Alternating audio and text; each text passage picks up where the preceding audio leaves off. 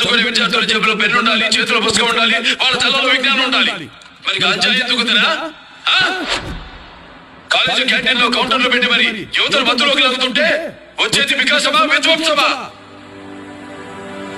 కుటుంబానికి అండగా ఉండాల్సిన ఈ వయసులో కన్న రక్తం కళ్ళ ముందే డ్రగ్స్ కి బలైపోతుంటే ఆ కన్న తల్లిదండ్రుల గుండె ఎంత అల్లాడిపోతుందో తెలుసా?